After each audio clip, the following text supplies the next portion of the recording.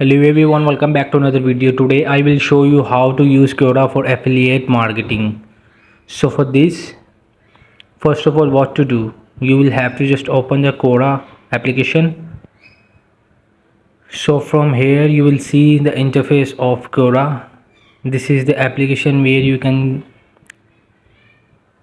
get questions and you will write the answers.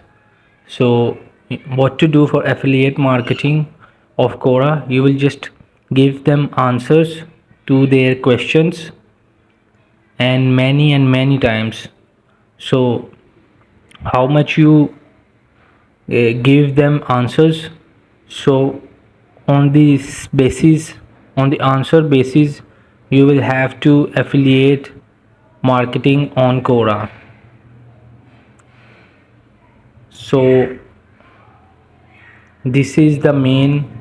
You can also write in the Google, can I use Quora for affiliate marketing? So no, Quora consider affiliate links within answer as spam. So hope this video help you. Please don't forget to like and subscribe and get notified for more videos.